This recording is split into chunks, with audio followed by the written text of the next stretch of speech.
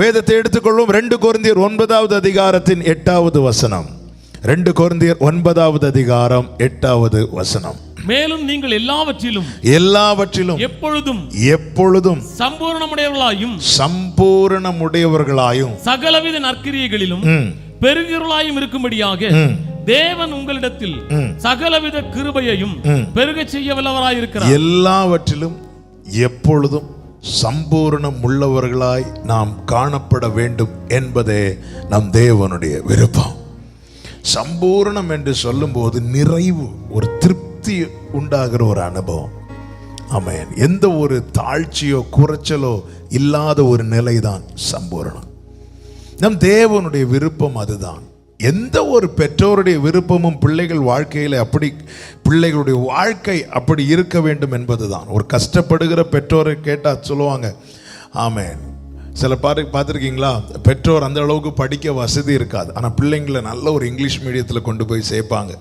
ஏன் இவ்வளோ உங்கள் வருமானம் கொஞ்சமாக இருக்குது, ஏன் பிள்ளைங்களுக்கு இவ்வளோ பெரிய ஸ்கூலில் போய் சேர்த்துருக்கீங்க கேட்டால் அவங்க சொன்ன பதில் என்ன தெரியுமா? நான் பட்ட கஷ்டம் என் பிள்ளை படக்கூடாது. எந்த ஒரு பெற்றோருடைய மனநிலை தன் பிள்ளை நிறைவுள்ளவளாய் இருக்க வேண்டும்.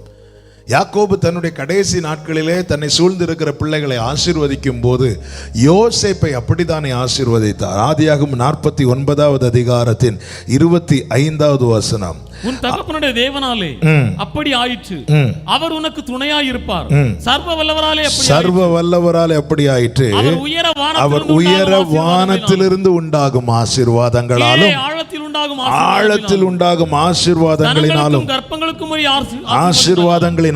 உன்னை ஆசீர்வதிப்பார். மேலிருந்து வருகிற ஆசீர்வாதம், வானத்துக்குரிய ஆசீர்வாதம், பூமிக்குரிய ஆசீர்வாதம், இது ரெண்டும் உனக்கு நிறைவா இருக்கணும் யோசேப்பே. இதுதான் ஒரு தகப்பனுடைய விருப்பம். ஆவிக்குரிய நிலையிலையும் அவன் நல்லா இருக்கணும். ஆமென். பூமிக்குரிய நிலையிலும் அவன் செழித்திருக்க வேண்டும். ஆமென். இதுதான் ஒரு தகப்பனுடைய ஒரு மனநிலை. என் பிள்ளை இப்படி நல்லா இருக்கணும். ஸ்பிரிச்சுவல் சைடில் அவன் ரொம்ப ஸ்ட்ராங்காக இருக்கணும்.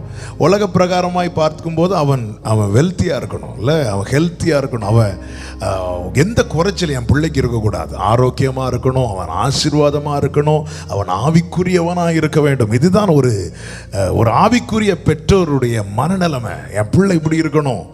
ஆமென். முதல்ல வானத்துக்குரிய ஆசீர்வாதம், அதில் அவன் நிரம்பி இருக்கணும். பூமிக்குரிய ஆசீர்வாதம், இந்த பூமியில் அவனுக்கு அப்போ குறைச்சல் இருக்கக்கூடாது. அவனுக்கு எந்த ஒரு தாழ்ச்சி அவனுக்கு உண்டாயிடக்கூடாது. ஒரு உலக பிரகாரமான ஒரு தகப்பனுக்கு இப்படி ஒரு விருப்பம் இருக்கும்போது ஆண்டவர் சொல்லுகிறார், பொல்லாதவர்களாக நீங்களே உங்கள் பிள்ளைங்களுக்கு இப்படி கொடுக்கும்போது, இதை அறிந்திருக்கும் போது பரமபிதா அவர் நல்ல தகப்பன். அவர் நல்ல தகப்பன் சொல்றவங்க கைகளை உயர்த்தி ஆமென் சொல்லுங்க. அவருடைய விருப்பம் என்ன? எல்லாவற்றிலும் எப்பொழுதும் சம்பூர்ணம் உள்ளவர்களாய் காணப்பட வேண்டும். அதற்காக அவர் என்ன செய்கிறார்? அவர் கிருபையை பெருக பண்ணுகிறார். நாம் எல்லாருமே கிருபையை பெற்றவர்கள். ஆனால் கேள்வி, கிருபையை பெற்றும் ஏன் என்னால் இன்னும் சம்பூர்ணம் என்கிற நிலையை அடைய முடியவில்லை? அந்த நிறைவு என்கிற அந்த நிலையில ஏன் அடைய முடியவில்லை? நல்ல கவனிக்கணும் வார்த்தைகளை. யார் வாழ்க்கையில தேவன் கிருபையை பெருக பண்ணுகிறாரோ அவர்கள்தான் எல்லாவற்றிலும் எல்லா சைட்லையுமே அவங்களுக்கு நிறைவு. அப்போ கிருபையை எல்லாருக்கும் கொடுக்கிறார். கிருபையை தேவன் எப்படி கொடுக்கிறார்? கிருபையை நாம எப்படி பெற்றுக்கொண்டோம்? கிருபையை பெற்றுக்கொள்ள நாம என்ன செய்தோம்? எபேசியர் 4வது அதிகாரம் அதனுடைய 7வது வசனத்திலே சொல்லப்பட்டிருக்கிறது, கிருபை தேவன் எப்படி கொடுக்கிறாராம்? கிறிஸ்துவின் ஈவின் அளவுக்கு தக்கதாக கிருபை கொடுக்கிறார். என்னுடைய ஜெபத்தின் அளவுக்கு தக்க அல்ல, கிறிஸ்துவின் ஈவு. சமாரியா ஸ்திரீயின் இடத்துல ஆண்டவர் பேசும்போது சொல்லுகிறார், நீ தேவனுடைய ஈவையும் உன்னிடத்திலே தாகத்துக்கு தா என்று கேட்டிருக்கிறவரையும் நீ அறிந்திருப்பாயானால் அவருடைய ஈவின் அளவுக்கு தக்கதாய். அவருடைய ஈவு என்பது பவுல் சொல்லுகிறார், அவருடைய ஈவு என்பது அது சொல்லி முடியாது. இவ்வளவுதான் சொல்லியே முடிக்க முடியாது. அப்போ கிறிஸ்துவின் ஈவின் அளவுக்கு தக்கதாய் எல்லாருக்கும் கிருபை கொடுக்கிறார். ஆனா கிருபைய எப்படி பெருக பண்ணுகிறார்? போன வாரம் அந்த வசனத்தை வாசித்தோம், எபேசியர் 1:8. கிருபையை பெருக பண்றது அப்படி செய்யவில்லை. அவர் கிருபை எப்படி பெருக பண்ணுகிறார்? அந்த கிருபையை அவர் சகல ஞானத்தோடும் புத்தியோடும் எங்களிடத்தில் பெருக பண்ணுகிறார். நம்மிடத்தில் என்று பவுல் அவ்விடத்திலே சொல்லாமல் எங்களிடத்தில் என்று சொல்லும் போது எல்லாருக்கும் கிருபையை கொடுக்கிறார். ஆனா எல்லாருக்கும் அதை பெருக பண்ணவில்லை. அப்ப தேவ கிருபை பெற்ற நான் என் வாழ்க்கையில் இன்னும் கிருபை பெருக பண்ணப்பட என்ன செய்யப்பட வேண்டும்? அந்த கிருபையை நான் வேஸ்ட் பண்ணக்கூடாது. எங்களிடத்தில் அந்த கிருபையை கொடுக்க காரணம் என்று பவுலே இப்படி போல்டா சொல்ல காரணம் என்ன? காரணம் பவுல் சொல்லுகிறார், நான் தேவனுடைய கிருபையை விருதாவாக்குகிறதில்லை. கிருபையை கொடுக்கிறார்னா அதுக்கு பின்னாடி ஒரு பர்பஸ் இருக்கிறது. நான் கிருபையை நான் வேஸ்ட் பண்ணக்கூடாது, கிருபையை நான் விருதாவாக்க கூடாது. கிருபையை நான் விருதாவாக்கிட்டேன்னா என் வாழ்க்கையில கிருபை பெருக பண்ணப்படுவது கடினம். என்னால சம்பூர்ணம் உடையவனாய் மாறவே முடியாது. வாழ்க்கை ஃபுல்லா பாட்டு புலம்பிட்டு தான் இருக்க முடியும். புலம்பல் 5 தாங்க, சங்கீதம் 150. ஆனா வாழ்க்கையை திரும்பி பார்த்தா சங்கீதம் 5 இருக்கு, புலம்பல். ஆமே, நம்முடைய வாழ்க்கையை திரும்பி பார்த்தா பைபிள்ல புலம்பல் மொத்தம் 5, சங்கீதம் 150. நம்ம லைஃப்ல கிருபை பெருக பண்ணப்படும் போது யாரா இருந்தாலும் அதற்குள்ள இருக்கிறவர்கள் எப்பொழுதும் எல்லாவற்றிலும் சம்பூர்ணம் உள்ளவர்களாக இருப்பார்கள்.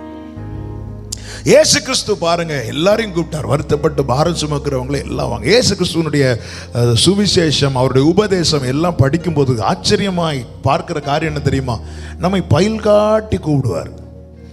யோவான் ஸ்நானன் மாதிரி அவர் கூப்பிடல. யோவான் ஸ்நானனுடைய இன்ட்ரோவே எப்படி இருக்கும்? விரியன் பாம்பு குட்டிகளே. இப்போல்லாம் அப்படி சொன்னா அந்த டோர் இப்படி திறந்து வரும்போது சொன்னா அப்படியே மூடிட்டு அடுத்த சர்ச்சுக்கு போயிடும். அது உள்ள வந்து விரியன் பாம்பு குட்டி வரும் கோபத்துக்கு தப்பித்துக் கொள்ளும்படி உங்களுக்கு வழிகாட்டினது யாரு? ஆனா இயேசு வந்தது அப்படி சொல்லல. வருத்தப்பட்டு பாரம் சுமக்கிறவர்களே வாங்க, எல்லாரும் வாங்க கூப்பிட்டார். பரவாயில்லையே, இவர் அழகா பேசுறாரு. வந்து உட்கார வச்சு ஒவ்வொன்னா பேச ஆரம்பிக்கிறார். அன்னைக்கு என்ன சொன்னாங்க? மோசே கிட்ட சொல்லி என்ன சொன்னாங்க? அது ஆண்டவரை யாரு கூடயாவது தப்பு பண்ணா அது விபச்சாரம் செய்ததாயிட்டு. நான் சொல்றேன் அப்படி இல்லை. அப்போ எப்படி ஆண்டவரை நீ பார்த்தாலே? ஆமென் ஆமென். யோவான் தூரத்திலிருந்து வரும்போதே கவுன்ல கல் எடுத்து எறிகிறாரு.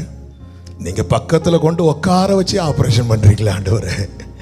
ஹல்லேலூயா. சொல்லி சொல்லி சொல்லி சொல்லி சொல்லி சொல்லி ஆண்டவர் கடைசியில் அந்த அவருடைய அந்த சிலுவை மரணத்துக்கு முன்னாக பேசின வார்த்தைகள் எல்லாம் பார்த்தா நம்மை வருகைக்கு ஆயத்தப்படுத்துகிற அதிகமா அவர் சீஷர்கள்ட்ட பேசிட்டு இருந்தார். ஜனங்கள்கிட்ட பேசினதை காட்டிலும் சீஷர்களிடத்தில் அதிகம் பேசினார். இயேசுவினுடைய சத்தம் அதிகம் கேட்க விரும்புகிறவர்கள் வந்து போகிற ஜனமா இருக்கக்கூடாது, அவரோடு இருக்கிற சீஷனா இருக்கணும். அப்பொழுது அவர் பேசும்போது சொல்லுகிறார் ஒரு வார்த்தை, உள்ளவன் அவனுக்கோ அவனுக்கு கொடுக்கப்படும். மத்தேயு 25:29 அந்த வசனத்தை வாசிங்க. 25:29. Thank you Father. உள்ளவன் எவனோ அவனுக்கு கொடுக்கப்படும், பரிபூரணமும் அடைவான். அவன் பரிபூரணமும் அடைவான். இல்லாதவனிடத்திலிருந்து உள்ளதும் எடுத்துக்கொள்ளப்படும். கடந்த நாளில் ஆவியானவர் இந்த வார்த்தையை முன்வைத்தார். யார் வாழ்க்கையில தேவன் கிருபையை பெருக பண்ணுகிறார், யார் தங்களுக்கு கொடுக்கப்பட்ட கிருபையை வீணாக்காதிருக்கிறார்களோ அவர்கள் வாழ்க்கையில தேவன் இன்னும் இன்னும் இன்னும் பெருக பண்ணுகிறார். கிருபையை போக்கடிக்கிறவன் உருவிறார். நல்ல கவனமா கேளுங்க. அடிக்கடி பயன்படுத்துற வார்த்தை grace is free but not cheap. அது ஏன் இலவசமாய் கொடுக்கப்பட்டிருக்கிறது என்றால் அதுக்கு ஒரு விலை நிர்ணயித்தால் அந்த விலையை இந்த உலகத்தையே கொடுத்தாலும் அதுக்கு ஈடாகாது. எனவே தம்முடைய ஒரே பேரான குமாரனை அவருடைய கிருபையை நாம் இலவசமாய் பெற்ற அவரே தம்முடைய குமாரனை கிரயமாக கொடுத்தார். அதான் கிருபையின் ஐஸ்வர்யம். அந்த கிருபையை பெற்றுக்கொண்டவர்களில் அந்த கிருபையை யார் வீணாக்கவில்லையோ, விருதாவாக்கவில்லையோ, அவர்கள் வாழ்க்கையில தேவன் கிருபையை இன்னும் பெருக பண்ணுகிறார். உள்ளவன் எவனோ அவனுக்கு கொடுக்கப்படும், இல்லாதவனிடத்திலிருந்து உள்ளதை எடுத்துருவார். என்ன ஆண்டவரே, ஃபர்ஸ்ட் என்ன ஆண்டவரே பேசுனீங்க? உங்களிடத்தில் யார்கிட்ட 2 வஸ்திரம் இருக்கோ இல்லாதவன்ட்ட கொடுங்க கொடுங்க, இல்லாதவன்ட்ட கொடுங்க கொடுங்கன்னு பேசிட்டு கடைசியில் இல்லாதவன்ட்டு தேவன் பார ஒவ்வொரு நாளை கிருபையாய் காண செய்கிறார். எதற்காக இந்த நாளை என் வாழ்க்கையில கூட்டி தந்திருக்கிறார்? என் மனம் போல வாழ்வதற்கா? இல்ல, அந்த கிருபையை நான் வேஸ்ட் பண்ணக்கூடாது. அப்ப கிருபையை விருதாவாக்காதிருக்க என்ன செய்ய வேண்டும்? அதுதான் செய்தி. போன வாரம் ஒரு காரியத்தை தியானிக்க தேவன் கிருபை செய்தார். கிருபையை விருதாவாக்காதிருக்க நாம என்ன செய்ய வேண்டும்? கிருபைக்கு கீழ்ப்பட்டிருக்க வேண்டும். ரோமர் 6:14. கிருபைக்கு கீழ்ப்பட்டிருப்பது என்றால் என்ன? ஆமென். அன்று ரட்சிக்கப்படுவதற்கு முன்னே நம்முடைய அவயவங்களை பாவத்துக்கு அடிமையாய் ஒப்பு கொடுத்தது போல, ஆமென், இப்பொழுது பரிசுத்தமானவைகளை நடப்பிக்க நம்முடைய அவயவங்களை நீதிக்கு அடிமையாய் ஒப்பு கொடுக்க வேண்டும். நீதி யாரு? கிறிஸ்து. கிறிஸ்துவுக்கு அடிமையாய் நம்முடைய அவயவங்களை ஒப்பு கொடுக்க வேண்டும். கலாத்தியருக்கு எழுதும் போது பவுல் சொல்லுகிறார், நான் அவருடைய கிருபையை விருதாவாக்கவில்லை, ஆதலால் நான் அவரோடு கூட சிலுவையில் அறையப்பட்டிருக்கிறேன். இனி நான் அல்ல, கிறிஸ்து எனக்குள் வாழுகிறார். அதன் அர்த்தம் என்ன? என்னுடைய சரீரத்தின் ஒவ்வொரு அவயவத்தையும் கண்ட்ரோல் பண்ணுகிறவர் ஜீசஸ் கிரைஸ்ட். நான் எதை பார்க்கணும் பார்க்கக்கூடாது, அவர் கண்ட்ரோல் பண்ணுவார். நான் எதை பேசணும் பேசக்கூடாது, அவர்கிட்ட தான் அந்த ரிமோட் இருக்கு. நான் எதை கேட்கணும் கேட்கக்கூடாது, நான் என்ன செய்யணும் செய்யக்கூடாது, நான் எங்கே போகணும் எங்கே போகக்கூடாது. இப்படி தன்னுடைய அவயவங்களை கிறிஸ்துவுக்கு அடிமையா யார் ஒப்பு கொடுக்கிறாங்களோ அவங்க கிருபைக்கு கீழ்ப்படிந்து இருக்கிறார்கள். நேற்று வரை என் கண்கள் பாவத்தை பார்த்து கொண்டிருந்தது, இன்று நான் கிருபையா ரட்சிக்கப்பட்டேன், இனி நான் பாவத்தை பார்ப்பேன், ஆனால் நான் கிருபையை விருதாவாக்குகிறேன் என்று அர்த்தம். நேற்று வரை என் வாயிலே தீமை இருந்தது, என் வாயில் கெட்ட வார்த்தை இருந்தது, என் வார்த்தை தகாத வார்த்தைகள் இருந்தது, தேவனுக்கு துக்கத்தை உண்டாக்குகிற வார்த்தைகள் இருந்தது. ரட்சிக்கப்பட்ட பிறகும் நான் அதையே பேசி கொண்டிருப்பேன், ஆனால் நான் கிருபையை விருதாவாக்குகிறேன் என்று அர்த்தம். நேற்று வரை என் காதில் அந்நிய சத்தம் கேட்டது, இன்று ரட்சிக்கப்பட்ட பிறகு நான் அதையே தொடர்ந்து விரும்பி கேட்பேன், ஆனால் நான் கிருபையை விருதாவாக்குகிறேன் என்று அர்த்தம். நேற்று வரை என் கைகள் தீமையை செய்தது, நான் ரட்சிக்கப்பட்ட பிறகும் தீமையை செய்வேன், ஆனால் நான் கிருபையை விருதாவாக்குகிறேன் என்று அர்த்தம். நேற்று வரை என் கால்கள் பொல்லாத வழியில் நின்றது, நான் ரட்சிக்கப்பட்ட பிறகும் பொல்லாத வழியிலே நிற்பேன், ஆனால் நான் கிருபையை விருதாவாக்குகிறேன் என்று அர்த்தம். அப்படி விருதாவாக்குகிறவரிடத்திலிருந்து உள்ளதும் எடுத்துக்கொள்ளப்படும். ஆமென். தேவனுடைய பொறுமையை நல்ல கவனிங்க. அவர் பொறுமையா இருந்து என்ன செய்வாராம்? நியாயம் செய்வாராம். அவர் பொறுமையா இருந்து, அவர் கிருபை செய்ய பொறுமையா இருக்க மாட்டார், கிருபையை உடனே செய்வார். கிருபை செய்ய அவர் பொறுமையா இருந்தார்னா அவர் செய்யும் போது நாம இருந்திருக்க மாட்டோம். ஆனா நியாயம் செய்யும் போது பொறுமையா இருப்பார். கிருபையெல்லாம் உடனே, இமை பொழுது உன்னை கைவிட்டேன், உருக்கமான இரக்கங்களால் சேர்த்துக் கொள்வேன், அந்த இடத்துல அவர் தீவிரமாய் ஆத்திரமாய். ஆனா நியாயம் செய்ய பொறுமையா இருப்பார், பொறுமையா இருப்பார். கர்த்தருக்கு மகிமை உண்டாவதாக. அப்படி என்றால் கிருபையை விருதாவாக்காதிருக்க நாம் கிருபைக்கு கீழ்ப்பட்டிருக்க வேண்டும். இதை போன வாரம் அதிகமாக தியானிக்க செய்தார், அதை தொடர்ந்து நாம் இந்த நாளில் தியானிக்க போகிறோம். இரண்டாவது காரியம், கிருபையை விருதாவாக்காதிருக்க நாம் என்ன செய்ய வேண்டும்? தேவன் எதற்காக கிருபையை தந்திருக்கிறார்? நல்ல கவனமா கேளுங்க. அவருடைய சமூகத்தை விட்டு விலகாதிருக்க வேண்டும். அவருடைய சமூகத்தை விட்டு விலகாதிருக்க வேண்டும்.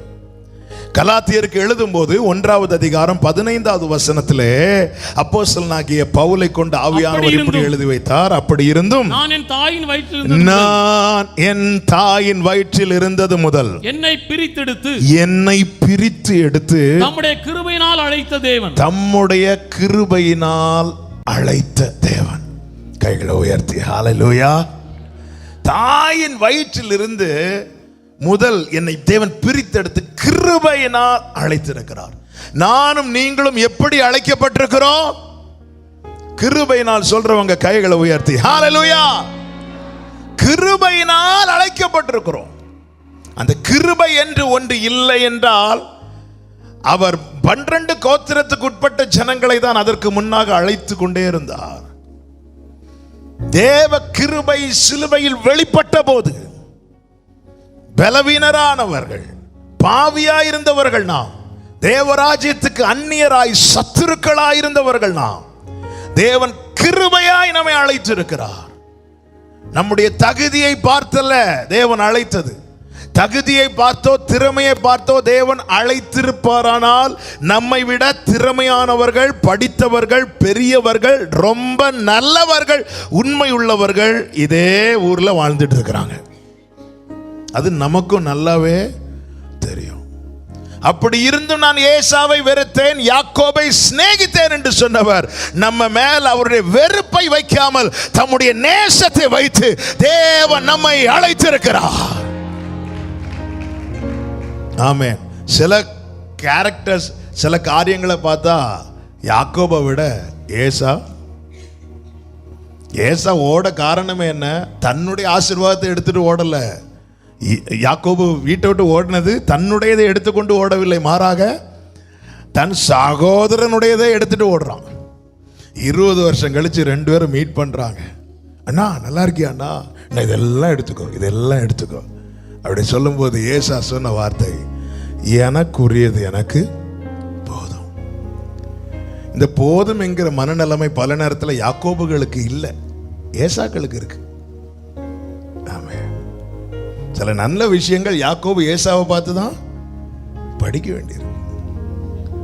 எனக்கு போதும் அப்பா, எனக்கு என்ன தாராரோ அது போதும், எனக்கு தேவையானது இருக்குப்பா, எனக்குள்ளது எனக்கு போதும்.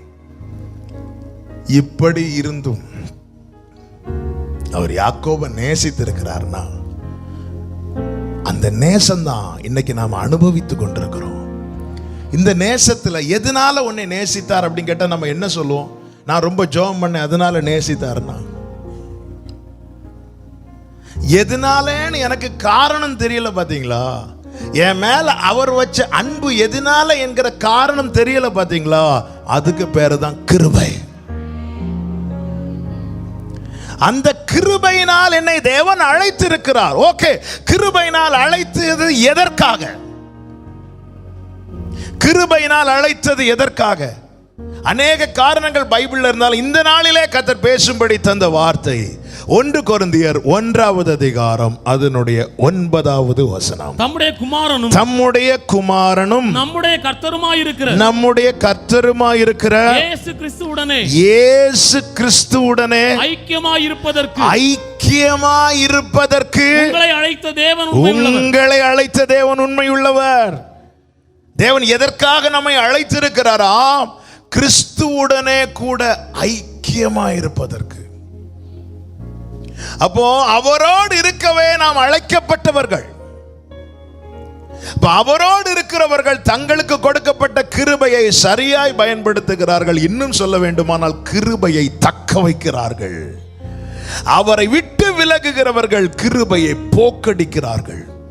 தேவ சமூகத்தில் இருந்த யோனாவை பார்த்து கர்த்தர் பேசினார். யோனாவே, நினிவேக்கு போ, அங்க போய் ஜனங்கள்ட்ட நான் பேசுற வார்த்தையை சொல்லுன்னு சொல்லும் போது யோனா வேற யாரையாவது முடியாத ஆண்டவரே, அந்த ஜனங்களை பத்தி உங்களுக்கு தெரியுமே ஆண்டவரே, அவங்க ரொம்ப மோசமானவங்க ஆண்டவரேன்னு சொல்லி அவன் வழி விலகி போனான், அவரை விட்டு போனான். அவன் தர்ஷீஷை நோக்கி போகும்போது ஓட்டம் பாதியிலே முடிகிறது, மீனின் வயிற்றில் இருந்து கதறுகிறான். நினிவேல போய் நினிவே ஜனங்களுக்காக அழ சொன்னா அதை செய்யாம தனியே ஓடினான், விலகி ஓடினான். இப்பொழுது தன்னுடைய காரியத்துக்காக அழ வேண்டிய ஒரு சூழ்நிலை வந்தது. அப்பொழுது அவன் சொன்ன வார்த்தை என்ன? யோனா 2வது அதிகாரம் ஆமென் அதனுடைய 8வது வசனம்.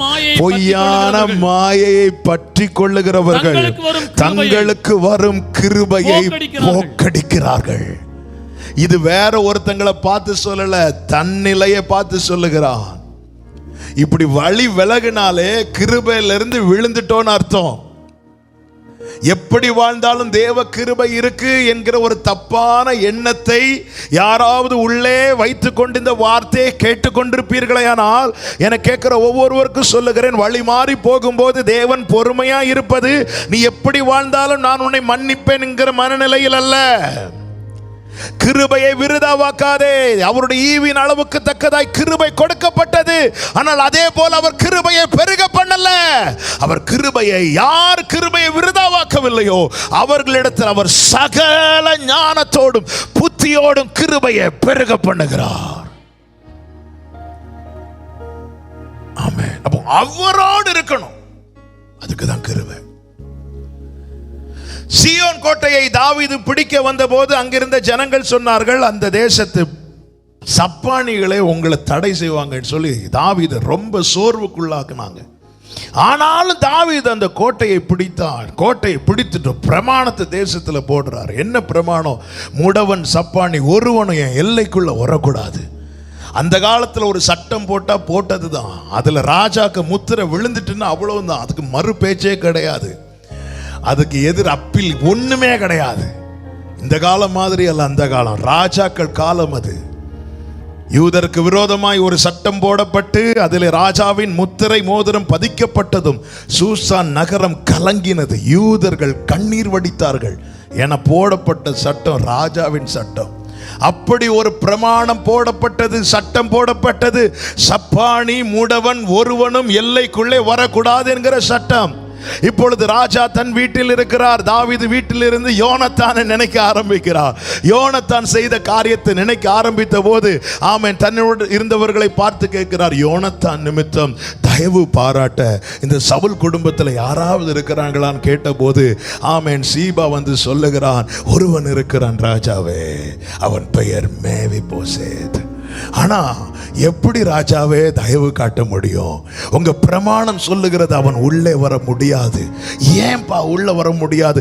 ஏன் அவன் சப்பானி, அவன் முடவனா இருக்கிறான். நீங்க தயவு காட்டணும்னு நினைக்கிறீங்க, ஆனா பிரமாணம் சொல்லுது அவனை உள்ள வர முடியாது. ராஜா சொல்றாரு, தயவு என்பது என்ன நினைச்சிட்ட? போய் அவனை தூக்கிட்டு வா. ஆமென், ஹல்லேலூயா, ஆமென். பிரமாணத்தின்படி அவன் உள்ளே வர தகுதி இல்லாதவன். தகுதி இல்லாதவனை இருக்கிற இடத்திலிருந்து தம்மிடத்துக்கு சுமந்து கொண்டு வந்ததுதான் அவருடைய கிருபை. ஹல்லேலூயா. தகுதி இல்லாதவனை இருக்கிற இடத்திலிருந்து தம்மிடத்திலே சுமந்து கொண்டு வந்ததுதான் அவருடைய கிருபை. ஹல்லேலூயா. இந்த மேவிபோசேத்தை எப்படி சொல்லியிருப்பான்? சீபா சொன்னது என்ன? அவன் பேர் மேவிபோசேத். மேவிபோசேத்னு எப்படி சொல்ல? அந்த 2 கால் நடக்காம ஒருத்தர் இருந்தானே. ஒருத்தங்க நம்மளை அடையாளம் சொல்லும் போது நம்ம பெயர் சொல்லி அவங்களுக்கு புரியலைன்னா அவங்க நம்ம குறைய சொல்லி அடையாளம் காட்டுவாங்க. இது இயல்பு, இது எல்லாரும் பண்றது. இன்னார் வந்தாங்களே, சர்ச்சில் இருந்தாங்களே, அவங்க எப்படி சொல்ல? அவங்க தலையில முடி இல்லையே அப்படிம்பாங்க. சில என்ன சொல்ல? அவங்க ரொம்ப வண்ணமா இருந்தாங்களே. சில சொல்ல ஒருத்தங்க ரொம்ப கருப்பா இருந்தாங்களே. சிலரை புரிய வைக்கிறதுக்காகவே சிலர் என்ன பண்ணுவாங்கன்னா குறைய சொல்லி காட்டுவாங்க. உலகத்துக்கு நம்மளுடைய குறைய சொன்னாதான் புரியுது. இந்த சிஸ்டர் தெரியாதா? எப்ப வந்தாலும் அழுதுட்டே இருப்பாங்களே. சீபா சொல்லுகிறான், அவன் முடவன். இப்பொழுது தயவினாலே மேவிபோசேத் உள்ளே கொண்டு வரப்படுகிறான். உலகம் அவனுடைய குறையை சொல்லி அழைத்த போது தாவீது அவனுடைய பெயரை சொல்லி அழைத்தார். ஹல்லேலூயா. இதுவே தயவு, இதுவே கிருபை. உலகம் உன்னுடைய குறையை சொல்லி அழைக்கும் போது தாவீதின் வேரும் தாவீதின் குமாரனுமான என் ஆண்டவராகிய இயேசு கிறிஸ்து உன்னுடைய பெயரை சொல்லி அழைத்து உன்னை சுமந்து கொண்டு சேர்த்திருக்கிறார். கரங்களை தட்டி ஹல்லேலூயா, ஹல்லேலூயா. மேவிபோசேத் என்றார். சப்பானியை யார் பார்த்த? சப்பானி யாரு பார்த்த? அப்படி அல்ல. மேவிபோசேத்தே விழுந்துட்டானா. என்ன கேட்டான் தெரியுமா? செத்த நாயை போல இருக்கிற எனக்கு எதனால் உம்முடைய கண்ணில் தயவு கிடைச்சது தெரியல. ஹல்லேலூயா. சில கொஸ்டினுக்கு என்ன ஆன்சர் தந்தாலும் பத்தாது. அதுதான் தயவு, அதுதான் கிருபை. ஆமென். ஹல்லேலூயா.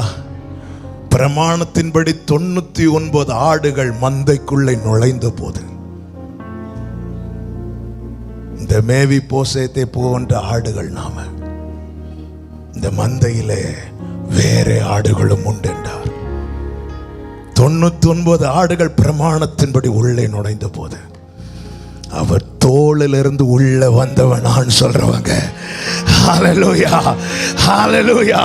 பிரமாணத்தின்படி தகுதியின்படி 99 ஆடுகள் மந்தையில் வந்தபோது என்னை தேடி வந்து என்னை தூக்கி எடுத்து என்னை மந்தையில் சேர்த்த என் பிரதான மேய்ப்பருக்காக ஸ்தோத்திரம் என்று சொல்லுகிறவர்கள் நல்ல கரங்களை தட்டி ஹல்லேலூயா. நீதியும் ஞானமும் அப்பாவை சொல்லுங்க. இயேசுவே நீரே ஆதரவே, நீதியும் ஞானமும் ஆனவரே. ஓ இயேசுவே நீரே ஆதரவு. கைகளை உயர்த்தி அற்பமான என் ஆரம்பத்தை அற்பமான ஆமென் அசட்டை பண்ணாதவரே, அன்பால் எல்லாம் தந்தீரே, தயவால் பெற்றே உடரமதனரே. மேவி போசேத்தே. உலகம் சகையுவை குள்ளன் என்று சொல்லி அழைத்தது, பாவி என்று சொல்லி அழைத்தது, குறையை சொல்லி அழைத்த போது ஆண்டவர் வந்து குள்ளன் என்று அழைக்கவில்லை, பாவி என்று அழைக்கவில்லை, சகையுவே என்று சொல்லி அழைத்தார். பிரசங்கியில சொல்லப்பட்டிருக்கிறது, இருக்கிறவன் எவனும் உண்டாகும் முன்னமே பெயரிடப்பட்டிருக்கிறான். நம்முடைய பெயர் நம்ம பிறந்ததுக்கு அப்புறம் தான் நம்ம பெற்றோர் போட்டாங்க. பட் பைபிள் சொல்லுது நாம உண்டாகிறதுக்கு முன்னமே இந்த பெயரை எழுதி இது. ஆமென், ஆமென், ஆமென், ஆமென். ஹல்லேலூயா. பெயர் எழுதினவருக்கு தெரியும். ஹல்லேலூயா, ஹல்லேலூயா. அவருக்கு தெரியுங்க. என்னுடைய விசுவாசம் பைபிள்லாம் படிக்கும்போது ஒரு காரியம் தெரியும். அவர் கையில் ஒரு புஸ்தகம் இருக்கிறது, அதுல எனக்கென்று ஒரு பேஜ் இருக்கிறது.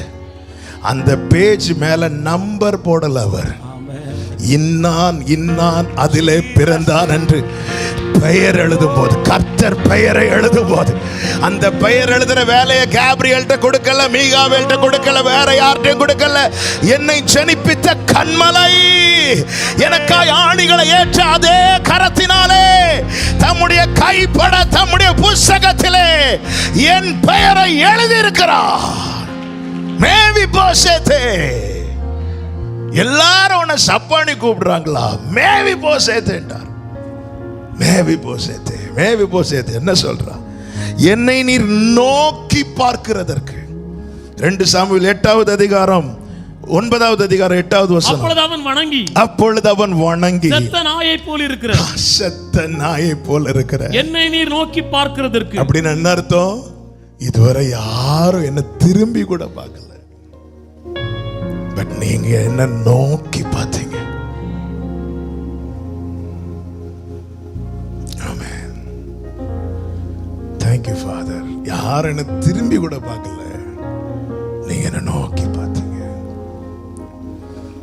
நான் இயேசுவின் நாமத்தில் இப்படி சொல்ல விரும்புகிறேன், வேற எந்த பார்வை நம்ம மேல பட்டாலும் நமக்கு வாழ்வு இல்லை.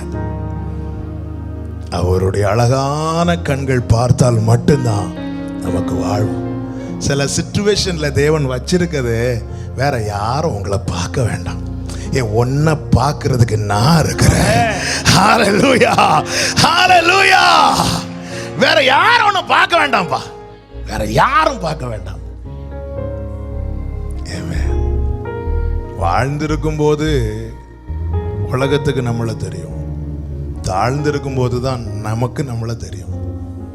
அந்த நிலையில் இருந்ததுனால தான் மேவிபோசேத், அதே குடும்பத்தில் உள்ளவன் தான் சவுல், அதே குடும்பத்தில் உள்ளவள் தான் மீகாள். அவங்க யாருக்கும் அப்படி சொல்ல முடியல.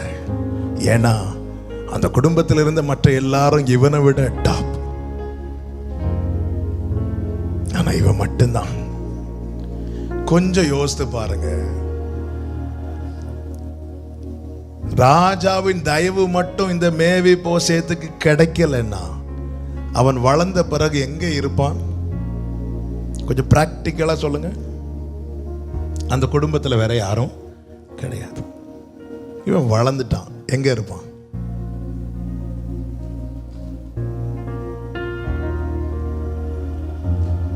யோவானும் பேதுருவும் தேவாலயத்துக்கு போகும்போது வழி அருகே ஒருவன் உட்கார்ந்து இருக்கிறான். இதே போல ஒரு மேவிபோசேத், இதே போல. என வேற ஒண்ணும் செய்ய முடியாது. ஆதரவு கரம் இல்லை, எதுவும் இல்லை. எங்கே உட்கார்ந்து இருக்கணும்? மேவிபோசேத்தே, உன் தகுதிக்கு நீ வெளியே இருந்து பிச்சை எடுக்க வேண்டியது. அவருடைய தயவு உன்னை அவரோடு கூட பந்தி இருக்க வைத்திருக்கிறது. ஹல்லேலூயா, ஹல்லேலூயா. எத்தனை பேருக்கு நான் சொல்ற வார்த்தை புரிகிறது? என் தகுதிக்கு நான் வெளியே இருந்து பிச்சை எடுக்க வேண்டியது. அவருடைய தயவு என்னை உள்ளே கொண்டு வந்து கரங்களை தட்டி ஹல்லேலூயா. நீதியும் ஞானமும் ஆனவரே இயேசுவே நீரே ஆதரவே. பிரியமானவர்களே, பல நேரத்தில் நம்ம கிருபையை மறந்து சர்ச்சில் இருக்கிறோம். எங்க இருக்க வேண்டியவனை எங்க கொண்டு வச்சிருக்கிறீங்க ஆண்டவரே? நம்முடைய தாழ்வில் நம்மை நினைத்தவரை துதியுங்கள். மேவிபோசேத்தே, உன் தகுதிக்கு நீ எங்க இருக்க வேண்டியவன்? ராஜா சொல்றாரு, வந்துட்டேல, வா, வந்து கொடுக்கறத வாங்கிட்டு போனா. இல்ல, 7வது வசனத்தை வாசிங்க. தாவீது அவனை பார்த்து, நீ பயப்படாதே, உன் தகப்பனாகிய யோனத்தான் நிமித்தம் நான் நிச்சயமாய் உனக்கு தயை செய்து உன் தகப்பனாகிய சவுலின் நிலங்களை எல்லாம் உனக்கு திரும்ப கொடுப்பேன். அடுத்த வார்த்தை, நீ என் பந்தியில் நித்தம் அப்பம் புசிப்பாய் என்றான். உனக்கு நான் தயவு காட்டினது உங்க அப்பா சொத்து, நான் வச்சுக்கோ, அது சொல்றதுக்கு இல்ல, என் கூட இருக்கணும், என் கூட இருக்கணும். தேவ கிருபை என்பது நம்ம எல்லாருமே பிரச்சனைக்கு ஒரு சொல்யூஷனுக்காக தான் பல நேரத்தில் சர்ச்சுக்கு வரோமே தவிர பிரச்சனத்தில் இருக்கிறதுக்காக வர்றதில்லை. சர்ச்சுக்கு எங்கே போனால் ஏதாவது கிடைக்குமா, இங்கே போனால் இது நம்ம தயவை கொச்சப்படுத்துறோம். தேவ கிருபையை நம்ம உங்க அப்பாவுக்கு சொத்தை வச்சுக்கோ, ஆண்டவர் இதுக்கு மேல என்ன வேணும், அதுக்கா இல்லை. உன்னை நான் பெயர் சொல்லி அழைத்தது என்ன தெரியுமா? என் பந்தியில் நீ இருக்கணும். இதுக்கு தான் தேவன் அழைத்திருக்கிறார். இங்க ஆண்டவரே உங்க கிருபையினால் 5000 ரூபாய் சம்பளம் 10,000 ரூபாய் மாறட்டும், குடிசை வீட்டில இருந்து ஆண்டவர் பெரிய வீடு, வாடகை வீட்டில இருந்து சொந்த வீடு, இதெல்லாம் செய்ய மாட்டாருன்னு இல்லைங்க. ஆனா அதோட நம்ம கிருபையை சுருக்க கூடாது. பந்தியில் இருக்கணும். அதன் அர்த்தம் என்ன? மேவிபோசேத்தே, உன் இடத்தை மாத்து, இடத்தை மாத்து, வா, எருசலேமுக்கு வா. 13வது வசனத்தை வாசிங்க. மேவிபோசேத் ராஜாவின் பந்தியில் நித்தம் வசனம் பண்ணுகிறவனாய் இருந்தபடியினால் எருசலேமிலே குடியிருந்தான். அப்படி செய்ய வேண்டியதுனால அவன் எருசலேம் வந்துட்டான். இது ராஜாவின் கட்டளையானதுனால யாருக்கும் அதை தடுக்க முடியல. இதுதான் கிருபையினால் அழைக்கப்பட்டவர்கள் செய்ய வேண்டிய காரியம். வந்தோம், எவ்வளோ இன்னைக்கு மெசேஜ் ரொம்ப சூப்பர் அப்படி சொல்லிட்டு போறதுக்கு இல்லை. தெய்வ பிரசன்னத்தில் இருக்கணும் நித்தம், என்னைக்குமே. அதான் கோராகின் புத்திரர் சொல்றாங்க, நாங்கள் ஆலயத்தின் நடுவிலே உமது கிருபையை சிந்தித்துக் கொண்டிருக்கிறோம். காரணம், எங்களுடைய முற்பிதாக்கள் செய்த செய்த துரோகம், அவர்களுடைய மீறுதல், எங்க தலைமுறை மேல் அந்த சாபம் விழ வேண்டியது. ஆனா எப்படி ஆண்டவர் எங்களை ஆலயத்தின் நடுவில் கொண்டு வந்து வச்சிட்டீங்க. தயவால் பெற்றே தகப்பனே இதுக்கு காரணம் யாரு தெரியுமா? நீதியும் ஞானமுமானவரே இயேசுவே, நீரே ஆதரவே. ஓ நீதியும் ஞானமுமானவரே இயேசுவே, நீரே ஆதரவே. ஆமென். அற்பமான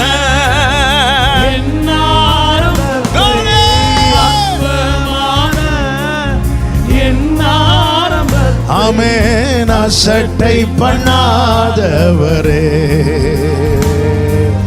அன்பால் எல்லாம் தந்தீரே, தயவால் பெற்றேன்.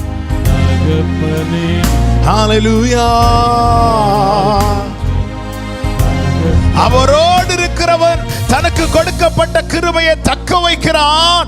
அவரை விட்டு விலகுகிறவன் கிருபையை போக்கடிக்கிறான். தாவீது மரிக்கும் தருவாய் வந்தபோது சாலமோன் அடுத்த ஸ்தானத்தில் வருகிறான். அப்பொழுது அழைப்பித்து தன் வாழ்க்கையிலே தனக்கு தீங்கு செய்தவர்கள், தனக்கு துரோகம் பண்ணினவர்கள், தனக்கு பொல்லாப்பு செய்தவர்கள் எல்லாம் சொல்லும் போது சீமேயி என்கிறவனை குறித்து தாவீது சாலமோனுக்கு நினைவுபடுத்துகிறான். சீமேயிப்பா, அவன் செஞ்ச தப்புக்கு அவனை கொன்னு இருக்கணும், ஆனா அவன் எதிர்கொண்டு வந்ததுனால நான் அவனை கொலை செய்ய மாட்டேன்னு விட்டுட்டேன். நீ புத்தியா நடந்து கொள். சீமை கொலைக்கு நியமிக்கப்பட்டவன், தண்டனைக்கு உட்பட்டவன், ஆனா கண் தப்ப விட்டது. இப்பொழுது சாலமோன் அந்த ஸ்தானத்தில் வருகிறான். தாவீதின் குமாரன் அந்த ஸ்தானத்தில் வருகிறான். வந்ததும் எங்க அப்பாவுக்கு இப்படியா பண்ணேன்னு சொல்லிட்டு அட்டாக் பண்ணல, மாறாக அழைப்பித்து சொல்லுகிறான். 1 ராஜாக்கள் 2வது அதிகாரம் 36 முதல் வாசியுங்கள். பின்பு ராஜா சீமேயை அழைப்பித்து அவனை நோக்கி, நீ எருசலேமிலே உனக்கு ஒரு வீட்டை கட்டி. நீ எருசலேமில் இருக்கணும், உனக்கு கிருபை கொடுக்கிறேன். உன் மேல கத்தியோ உன்னை சார்ந்த எது மேல என்ன ஒரு தீங்கும் வராது, அதுக்கு நான் கேரண்டி. ஆனா ஒரு கண்டிஷன் என்ன? எருசலேமில் இருக்கணும். எருசலேமில் இருக்கணும். அங்க உனக்கு ஒரு வீடு உண்டு, அங்கே உனக்கு ஒரு ஸ்தானம் உண்டு. கிருபையை பெற்ற அன்பு சகோதரா சகோதரி, அவருடைய பீடங்கள் அண்டையில் அடைக்கலாம் குருவிக்க ஒரு வீடும் ஒரு கூடும் இருக்கும் போது, தேவ கிருபையை பெற்றவனுக்கு எருசலேமிலே ஒரு வீடு உண்டு, எருசலேமிலே ஒரு ஸ்தானம் உண்டு, எருசலேமிலே உனக்கு ஒரு இடம் உண்டு. இடம் இல்லைன்னு சொல்லிட்டு அவர் வெளியே தள்ள மாட்டார், மனுஷங்க தள்ளுவாங்க. ஆமே, நம்ம சர்ச்சில் ஃபுல் ஆயிட்டு என்ன சொல்லுவோம்? கீழே போயிருங்க இல்ல, அவர் சொல்ல மாட்டார். அவர் எல்லாத்தையும் சேர்த்துட்டு வேலைக்காரங்க வந்து அவர்கிட்ட என்ன சொன்னாங்க? இன்னும் இடம் இருக்கிறது, இன்னும் ஜனங்க வெளியே நிற்கிறாங்க இல்ல, இன்னும் இடம் இருக்கிறது. எனவே தான் எல்லாருடைய ரட்சிப்புக்காக நம்ம ஜெபம் பண்ணணும். சரி, எல்லாரையும் ரட்சிக்க சொன்னா அவருக்கு ஒருவேளை கஷ்டமா இருக்கும். அதனால ஆண்டவர் என் குடும்பத்தை மட்டும்.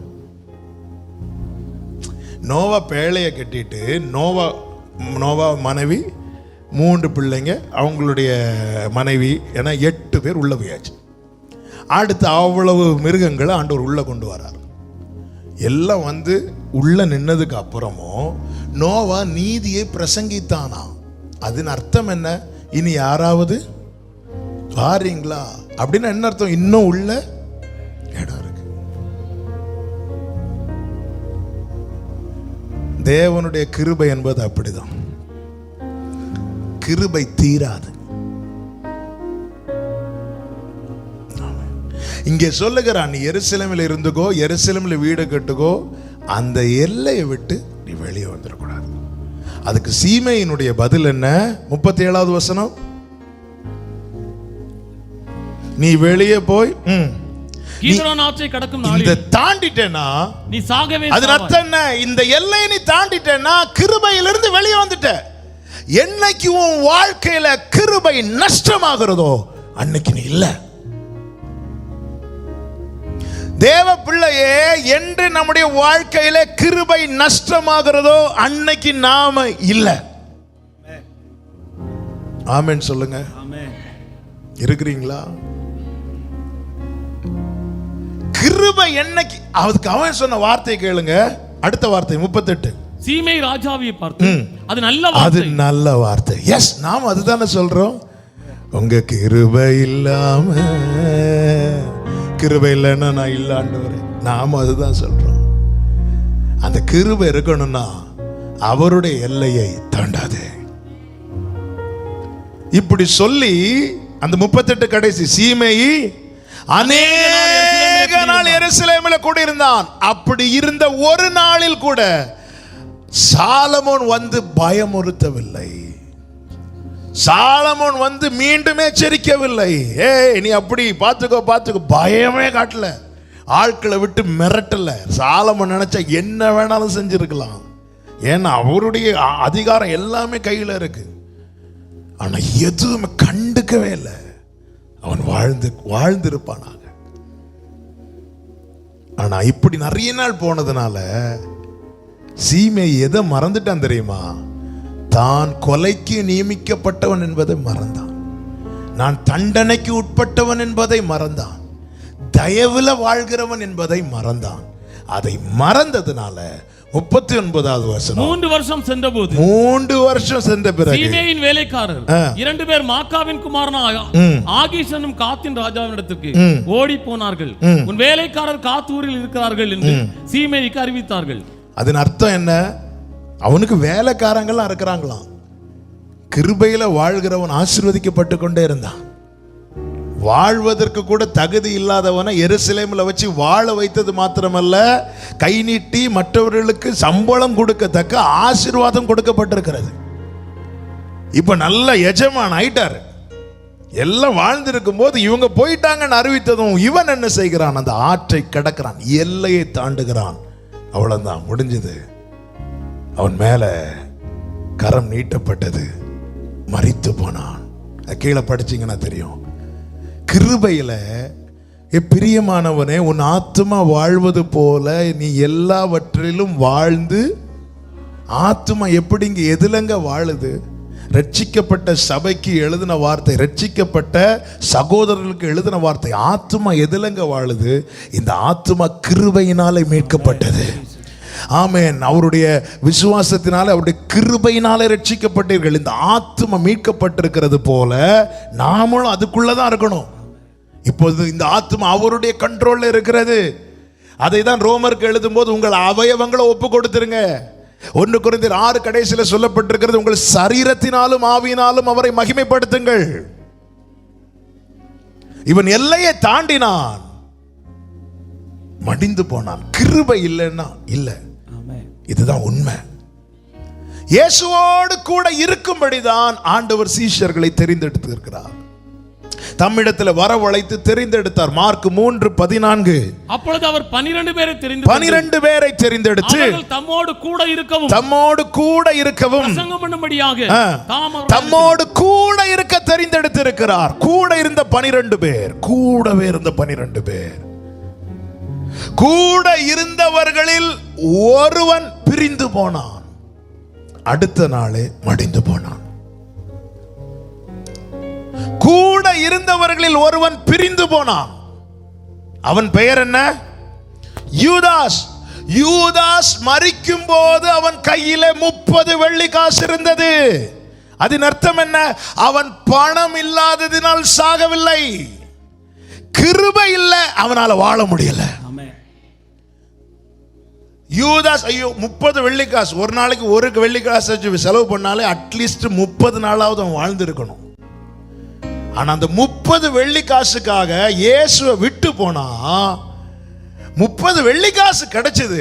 ஆனால் அதில் ஒன்று கூட அவனுக்கு பிரயோஜனமா இருக்கவில்லை. அவனால வாழ முடியவில்லை. நல்ல கவனிங்க. கொடி இல்லாமல் செடியால் வாழ முடியும், ஆனால் செடி இல்லாமல் கொடியால் ஒரு செகண்ட் கூட வாழ முடியாது. எனவேதான் இயேசு சொன்னார், நானே மெய்யான திராட்சை செடி, நீங்கள் கொடிகள். நீங்கள் என்னில் நிலைத்திருங்கள். என்னில் நிலைத்திருந்தால் கனி கொடுப்பீர்கள். என்னை அல்லாமல் உங்களால் ஒன்றும் செய்யக்கூடாது.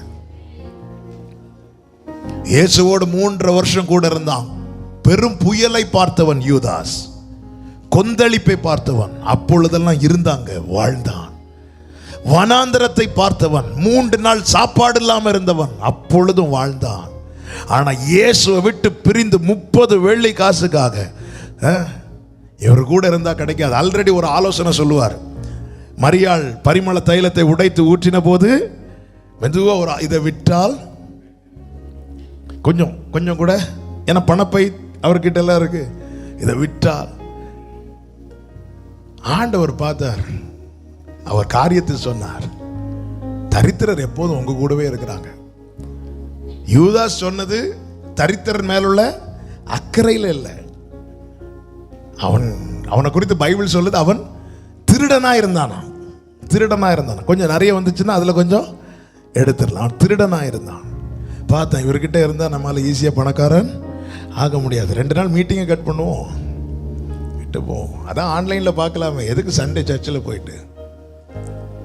பந்தியில பாதியில எழும்பி போனான் 30 வெள்ளி காசை வாங்குறதுக்கு. வாங்கிட்டான், கையில வச்சான். கிருபை போயிட்டுன்னா 30 இல்லைங்க 30 கோடி இருந்தாலும் வாழ முடியாதுங்க. இதே நாகர்கோவில் பட்டணத்தில் ஒருத்தர் பல வருஷத்துக்கு முன்னாடி தன்னை மாய்த்து கொண்டார், தற்கொலை செய்து கொண்டார். துப்பாக்கியால் தன்னை சுட்டு தற்கொலை செய்து கொண்டார். அவர் மரித்த போது அவருடைய அறையிலே 50 லட்சம் பணம் இருந்துச்சாம். என்ன, அந்த பணத்தால் அவருக்கு வாழ முடியல. 3 வருஷம் கூட இருந்த யூதாசே, உனக்கு என்ன பணம் இருந்துச்சான்னு கேட்டா, இயேசு என்ன சொன்னார்? நான் உங்களை ஒன்றுமில்லாமல் அனுப்பினேனே, உங்களுக்கு ஏதாவது குறை இருந்துச்சா? போகும்போது எப்படி அனுப்பினார்? ஒரு பணப்பைய கூட எடுத்துட்டு போக கூடாது. வாழ்ந்தாங்களா? வாழ முடிஞ்சுதா? முடிஞ்சது. 30 வெள்ளி காசுக்காக இயேசுவை விட்டு போனா வாழ முடிஞ்சுதா? முடியல. கையில் 30 வெள்ளி காசு இருந்தும் இந்த லாக்டவுன்ல எத்தனை கோடீஸ்வரர்கள் தங்களை மாய்த்து கொண்ட செய்தியை கேட்டோம்.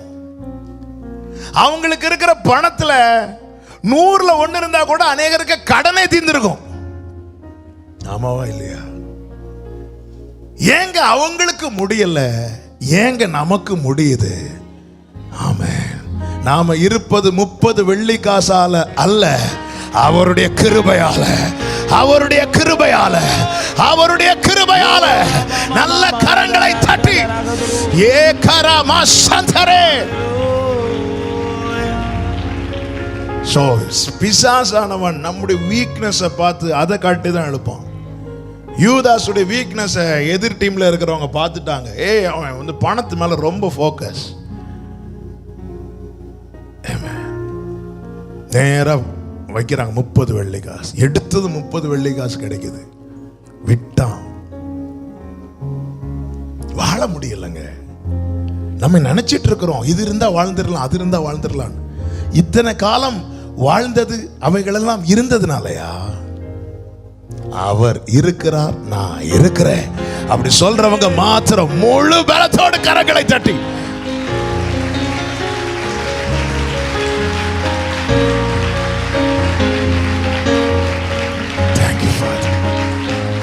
Thank you Father. அவர் இருக்கிறார், நான் இருக்கிறேன், அவ்வளவுதான். ஆமென். அவன் நினைச்சான் போய் 30 வெள்ளி காசு வச்சு என்னெல்லாம் பிளான் பண்ணிருப்பான். அடுத்த நாள் வாழ முடியல.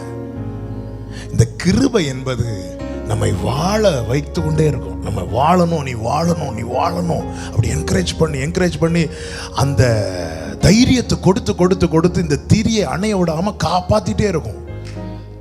சில சொல்லுவாங்க தெரியுமா, ரொம்ப சீரியஸா இருக்கும்போது பக்கத்தில் இருக்கிறவங்க சொல்லுவாங்க தெரியுமா, நீங்க பேசிட்டே இருங்க, அவங்கள்ட்ட சில என்கரேஜ் பண்ணிட்டே இருப்பாங்க, தட்டிட்டே இருப்பாங்க. சில அப்படி கண்ணு அப்படி சொக்கும் போது அப்படி தட்டி இல்லை, இந்த ஹார்ட் பேஷண்ட்லாம் சில திடீர்னு அட்டாக் ஆகி போகும்போது அப்படி தட்டிகிட்டே இருப்பாங்க. அப்படி தட்டிட்டு இருக்கிறது தான் தேவன் இந்த கிருபையை தந்திருக்கிறார். அப்படி இல்லைன்னா எத்தனை இரவுல நினைச்சிருப்போம், இனி ஒரு பொழுதை நான் காண மாட்டேன் என்று. எத்தனை நடுராத்திரியில் எழுந்து பயந்திருப்போம், எனக்கு ஏதோ சம்திங் நடக்கிறது போல இருக்குது, முடிந்தது என்று.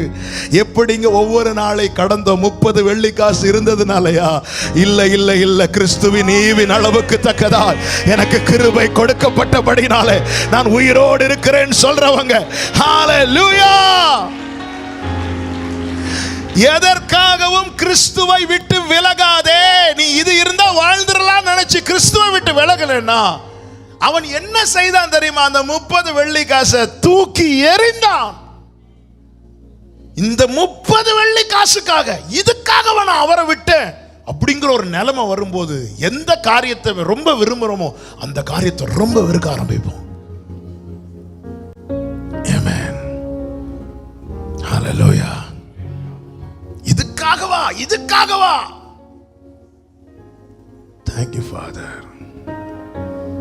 கிருபை யாருக்கு எப்போ கொடுக்கப்படும் தெரியாதுங்க. யூதாஸ் காட்டி 30 வெள்ளிக்காசுக்காகவே போனான். ஆனா பேதுரு அப்படி போகல. பேதுரு இயேசுவை பார்க்கணும்னு தான் போன, மறுதலிக்கணும்னு போகல. அவருக்கு என்ன ஆயிரும்? அப்போ உண்மையில பேதுரு மனசுல மறுதலிக்கணும்னு ஆசை இல்லை, அவர் கூட இருக்கணும்னு ஆசை. அவரிடத்தில் அவனுக்கு உண்மையிலே கிருபை கொடுக்கப்பட்டது. அந்த கிருபை கொடுக்கப்பட்டதின் அடையாளம் என்ன தெரியுமா? அவர் நோக்கி பார்த்தார், அவர் திரும்பி பார்த்தார். யூதாஸுக்கு மேல் அந்த பார்வை விழல, பேதுருவுக்கு மேல் அந்த பார்வை விழுந்தது. பார்வை யார் மேல விழுந்ததோ அவங்க தான் பாதுகாக்கப்படுவாங்க, அவங்களுக்கு தான் கிருபை கொடுக்கப்படும். இயேசுவை விட்டு விலகி வாழ்ந்துடலான்னு மட்டும் நினைக்காதீங்க.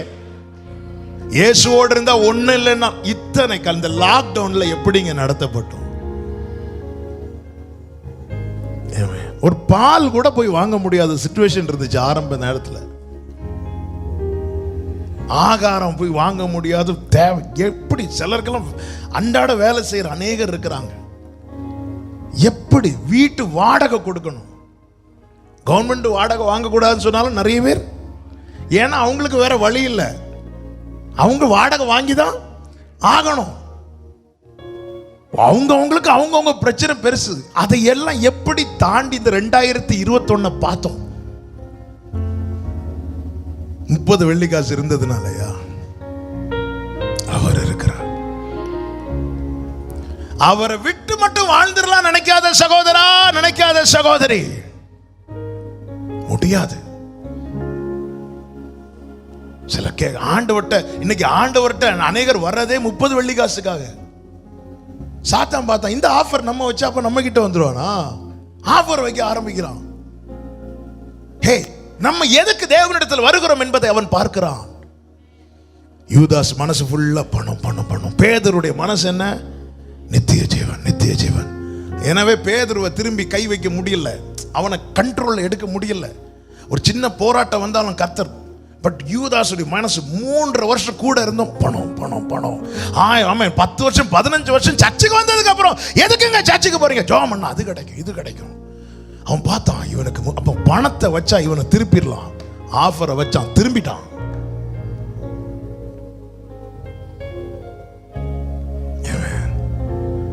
ஆஃபர் வைப்பான், பாப்பா. சண்டே நீங்க வேலை பார்த்தீங்கன்னா 6 நாள் சம்பளத்தையும் சேர்த்து ஒரு நாள்ல தரோம். சரியான ஆஃபர்ல 6 நாள் நீங்க வேலை பார்த்து சம்பளத்தையும் சேர்த்து சண்டே ஒரு நாள் வேலை பாருங்க தாரோம். ஆஃபர் வைக்கிறான்.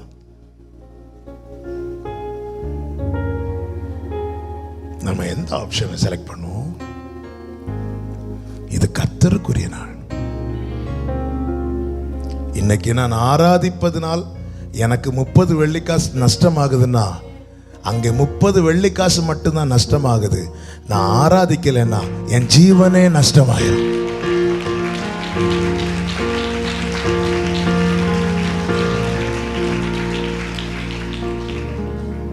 ஆமென், ஆமென் சொல்லுங்க பார்க்கலாம்.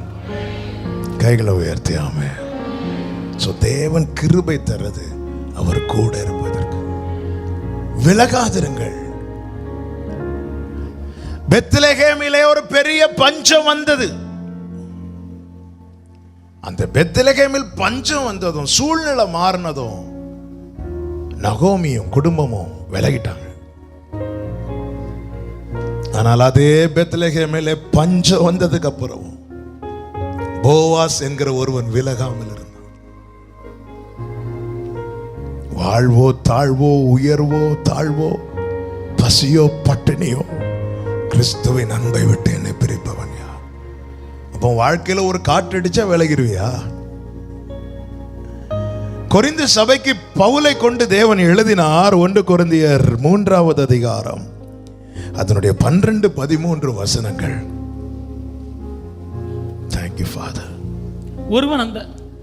அந்த அஸ்திபாரத்தின் மேல் அஸ்திபார் கிறிஸ்துவாகிய அஸ்திபாரத்தின் மேல் பொன் வெள்ளி விலையேற பெற்ற கல், பொன் வெள்ளி விலையேற பெற்ற கல், மரம் புல் வைக்கோல் ஆகியவைகளை பொன் கட்டினால், வெள்ளி விலையேற பெற்ற கல், மரம் புல் வைக்கோல் ஆகிய இவைகளை கட்டினால், இவைகளை கட்டினால் அவனுடைய வேலைப்பாடு அவனுடைய வேலைப்பாடு வெளியாகும். எப்படி வெளியாகும்? அடுத்து வாசிங்க. நாளானது அதை விளங்க பண்ணும். நாளானது அதை விளங்க பண்ணும். எப்படி ஏனெனில் அது அக்கினியினாலே வெளிப்படுத்தப்படும். ஒரு சோதனை வரும்போது தெரியும் இது புல்லா இது பொன்னா. ஒரு பிரச்சனை வரும்போது தெரியும் இது புல்லா இது பொன்னா. 3 வருஷம் 12 பேர் கூட இருந்தார்கள். சிலுவையை சுமந்த போது ஒரே ஒருவன் அவருக்கு முன்பாக வந்து நிற்கிறான். ஒரு சில நேரத்தில் காற்ற தேவன் வந்து அடிக்க விடுவது நம்மை கருகி போக பண்ணுவதற்கல்ல, நம்முடைய நிலைமையை நாம விளங்கி கொள்ள வேண்டும் என்பதற்காக. நான் எதற்காக தேவனிடத்தில் வருகிறேன், என்னுடைய ஆசை என்ன, இதை அறிந்திருக்கணும். நாம நினைச்சிட்டு இருக்கோம் நம்ம ஆண்டவர் மேல இருக்கிற ஆசையில நான் என்ன, என்னுடைய பர்பஸ் என்ன, நான் ஆண்டவர்கிட்ட வர்றதுன்னு நோக்கம் என்ன, இதை விளங்க பண்ண, இதை உணர்த்த தேவன் என்ன செய்கிறார்? இந்த புடமிடுகிறார், இந்த அக்கினியில தூக்கி போடுகிறார். நாளானது அதை விளங்க பண்ணும். என்ன பர்பஸுக்காக சர்ச்சுக்கு வரோம்? நோக்கம் என்ன?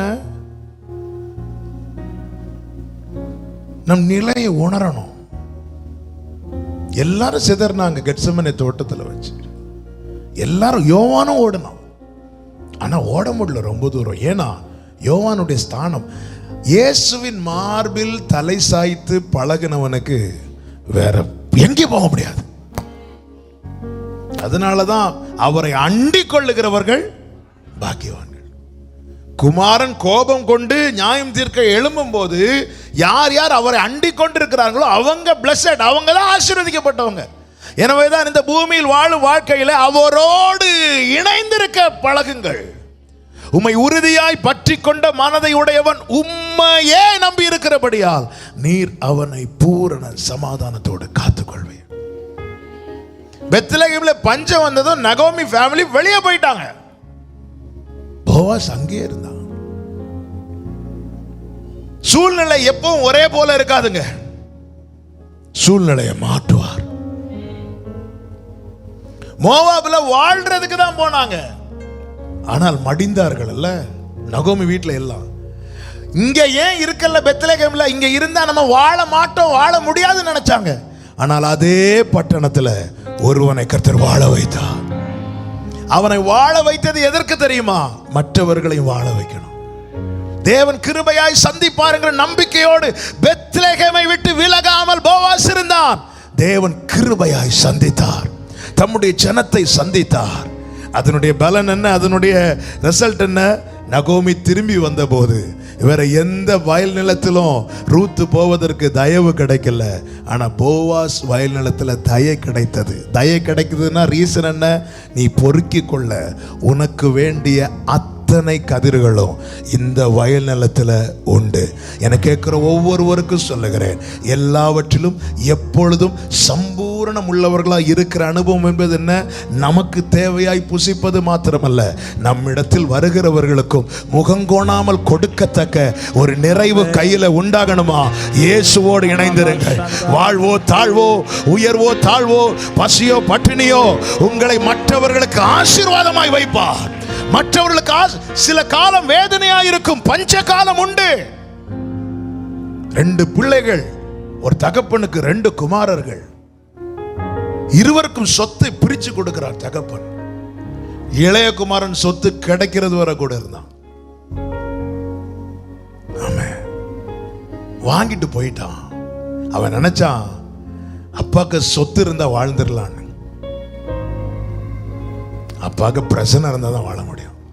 மூத்த குமாரன் வாங்கிட்டு, இத்தனைக்கு இளைய குமாரனோட ஜாஸ்தியா மூத்த குமாரனுக்கு தான் கொடுக்கப்பட்டிருக்கிறது, ஆனால் அங்கேயே இருக்கிறான். ஆமே, இந்த வயல் நிலத்தில் நான் வந்தது விழுந்து கிடக்கிற கதிரை பொறுக்குவதற்காக இருக்கக்கூடாது, அதை எனக்காய் சிந்தவிட்ட போவாசை பார்ப்பதற்காக இருக்க வேண்டும். ஹல்லேலூயா, ஆமே. தயவின் பெருக்கம் என்பது அதுதான், தயவின் திரட்சி என்பது அதுதான். அவருடைய பிரசனம் ஹalleluya. வந்தோம் ஆராதிச்சும் போனோம் இல்ல. ஆமென். ஹalleluya. இளையகுமாரன் போயிட்டான், தேசத்தில் பஞ்சம் உண்டானது. வேதம் சொல்லுகிறது அவர்கள் குறைவுபட துவங்கினார்கள் என்றல்ல, அந்த இளையகுமாரன் குறைவுபட துவங்கினான். அப்பா கூட இருந்தவனுக்கு பஞ்சம் வந்தாலும் மேட்டரே கிடையாது. ஆமென். கர்த்தரை நம்புகிறவன் செழிப்பான். கர்த்தரையே தன் நம்பிக்கையை கொண்டிருக்கிறவன் அவன் பஞ்ச காலத்திலும் அவன் 100 மடங்கு. இளையகுமாரன் குறைவுபட்டான். அப்பா விட்டு பிரிஞ்சு போய் வாழ்ந்துடலாம் நினைச்சான். இல்ல, அப்பா கூட இருக்கும்போது சொத்து பிரிக்கிறதுக்கு முன்னாடி வரை அவன் அப்பா கூட தான் இருந்தான். அவன் இருந்ததே அது எப்போ கிடைக்கும் விட்டுறலாம். பிரிந்து போகிறவன் தன் இச்சையின்படி செய்ய பார்க்கிறான் என்று நீதிமொழிகள் 18:1 சொல்லப்பட்டிருக்கிறது. தன் இச்சையின்படி செய்ய பார்க்கிறவங்க பிரிஞ்சு போவாங்க, கூட இருக்க விரும்ப மாட்டாங்க. சில பிள்ளைங்க பார்த்துருக்கீங்களா, வீட்டில் இருந்தால் நிறைய காரியம் செய்ய முடியாதுன்னு, மம்மி என்னை ஹாஸ்டலில் கொண்டு விடுங்க. எதுக்கு கேட்டா, எனக்கு வீட்டில் இருந்தா படிக்க முடியல. ஆனால் மேட்ரு வேற. வீட்டில் இருந்தால் அது பயங்கர காலையில் எழுப்பி விட்டுருவாங்க, அந்த கண்டிஷன் இந்த கண்டிஷன். வேண்டாம், ஹாஸ்டலில் போனால் நல்லா தூங்கலாம், நம்ம இஷ்டத்துக்கு எழும்பலாம். எனக்கு விட்டுருங்க. பிரிந்து போகிறவன், இன்னைக்கு நிறைய பேர் பிரிந்து போக விரும்புறதே. சில சொல்லுவாங்க, எப்படியாவது ஒரு வேலை கிடைச்சது இங்கிருந்து ஓடிடணும், வெளியே எங்கேயாவது ட்ரை பண்றோம். எதுக்கு? நல்லா வரணும் இல்ல, இங்கிருந்து எதுக்கு? பிரிந்து போகிறவன் தன் இச்சையின்படி செய்ய பார்க்கிறான். இளையகுமாரன் அப்படி போனான். அவரோடு இருக்கிறவனுடைய ஆரம்பம் அற்பம், முடிவு சம்பூர்ணம். ஆனா பிரிந்து போயிட்டோன்னா நேர தலைகீழ அவன் குறைவுபட துவங்கினான். வேற வழியில் திரும்பி வந்துட்டான். எல்லாருக்கும் திரும்பி வர சான்ஸ் உண்டான்னு தெரியாது, யூதாசுக்கு கிடைக்கல. எனவே அவரை விட்டு விலகாதிருக்க பாருங்கள். நகோமி குடும்பமாய் போனாங்க, ஆனா நகோமிக்கு மட்டும்தான் திரும்பி வர சான்ஸ் கிடைச்சது இல்ல. நகோமிக்கு மட்டும்தான் திரும்பி வர சான்ஸ் கிடைச்சது. கிருபை என்பது ஆமென்.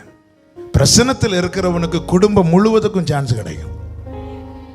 நோவா தேவனோடு சஞ்சரித்தான், கிருபை எல்லாருக்கும் கிடைச்சது. ஆமாவா இல்லையா? ஆமா, குடும்பம் முழுவதும். ஆனா பிரசன்னத்தை விட்டு போனவங்களுக்கு ஒரு ஆளுக்கு கிடைக்கிறதே அபூர்வம். தேவ கிருபையை விருதாவாக்காது. ஆண்டவரை விட்டு விலக்குகிற எந்த காரியமும் வேண்டாம். அது 30 வெள்ளி காசோ அது எதுவோ, என்ன தேவனை விட்டு இது விலக்குதா? வேண்டாம். துன்மார்க்கருடைய செல்வ பெருக்கை பார்க்கிலும் நீதிமானுடைய கொஞ்சம் நல்லது. பெத்லகேமில் பஞ்சம், மோவாபில் தானியம்னு சொல்லிட்டு பெத்லகேமை விட்டு மோவாபுக்கு போயிடாதீங்க. கர்த்தருக்கு காத்திரு, கர்த்தருக்கு காத்திரு. ஒரு நாளில் அவர் சந்திப்பார். அந்த மோவாப் தேசத்தில் உள்ளவங்களுக்கு, இன்று உன்னை விட உயர்ந்திருக்கிறவர்களுக்கு நாளை நீ கரம் நீட்டி கொடுக்கத்தக்கதாய் கர்த்தர் உன்னை எல்லாவற்றிலும் எப்பொழுதும் சம்பூர்ணமாய் இருக்க பண்ண தம்முடைய கிருபையை பெருக பண்ணுவார். எல்லாரும் கண்களை மூடி ஜெபிக்கலாமா? முடிந்தால் அப்படியே எழுந்து நிற்க முடிந்தவர்கள் எழுந்து நின்று, thank you father, hallelujah, thank you Jesus, நன்றி அப்பா. கிருபையா கிருபையா தெய்வத்தின் கிருபையா, தயையா தயையா தெய்வத்தின். நல்ல கவனிங்க. நாசகரമായ குழியில் നിന്നും കുളഞ്ഞ சேற்றில் നിന്നും കരകയറ്റി பயங்கரமான குழியிலும் முளையான சேற்றிலும் இருந்து தூக்கி எடுத்தார். எதற்கு தெரியுமா? கண்மலையாகிய கிறிஸ்துவின் மேல நிறுத்தி அடிகளை உறுதிப்படுத்த. இனி அவர்தான் கிருபையினால் அழைக்கப்பட்ட சபையே. இயேசு இல்லாம வாழலான்னு மட்டும் நினைச்சிடாதீங்க. பணம் இல்லாம வாழ முடியும், எது இல்லாம வாழ முடியும், ஆனா அவருடைய கிருபை இல்லாம வாழ முடியாது.